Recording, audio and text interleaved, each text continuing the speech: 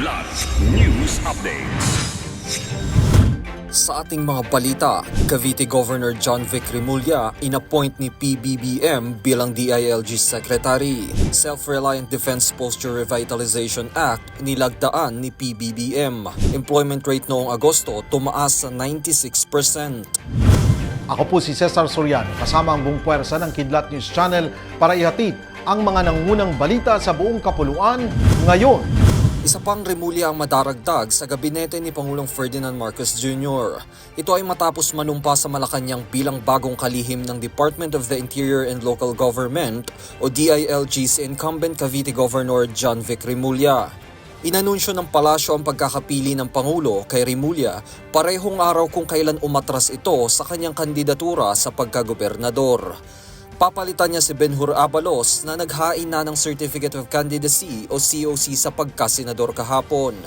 Ito ang magiging unang national position ni Remulla na ilang beses nang naupo bilang gobernador ng Cavite. Una nang naging parte ng Marcos Cabinet ang kapatid nitong si Jesus Crispin Remulla na tumatayong Justice Secretary mula nung maupo si Marcos noong 2022 habang ang isa pa nilang kapatid na si Gilbert ay inappoint bilang parte ng Board of Directors ng Philippine Amusement and Gaming Corporation o PAGCOR. Formal nang nilagdaan ni Pangulong Ferdinand Marcos Jr. ang batas na naglalayong matiyak na sapat ang defense asset ng bansa. Sa ilalim ng Republic Act No. 12024 o ang Self-Reliant Defense Posture Revitalization Act, mapapalakas nito ang kakayahan ng bansa na makamit ang mga makabagong defense technology sa pamamagitan ng produksyon at paggawa ng mga ito. Ayon kay PBBM, malaking tulong ito upang labanan ng unconventional threats sa loob at labas ng bansa tulad ng cybersecurity breaches, chemical attack at radiological threats. Pangungunahan ng Department of National Defense o DND ang pagpapatupad ng nasabing batas na nakatuon din sa pagbuo ng makabagong military technology, arms and ammunition, combat training at iba pang military equipment. Tumaas sa 96% ang employment rate noong Agosto ayon sa huling pagtatala ng Philippine Statistics Authority o PSA. Ayon sa PSA, mas mataas ito ng bahagya kumpara sa 95.6% na datos noong Agosto ng nakaraang taon at 95.3% noong buwan ng Hulyo.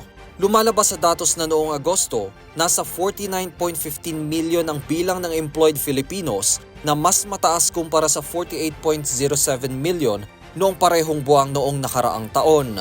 Bumaba rin ang bilang ng underemployment noong Agosto na nasa 11.2% o katumbas ng 5.48 million na underemployed Filipinos kumpara sa 11.7% o 5.63 million na underemployed.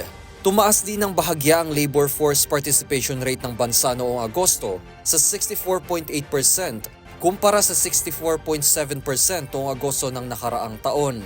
Samantala, sinabi ni National Economic and Development Authority Secretary o NEDA Secretary Arsenio Balisacan na magiging masigla ang pagsalubong sa holiday season dahil na rin sa mababang inflation rate ng bansa kasunod ng positibong resulta ng pagtaas ng labor force survey.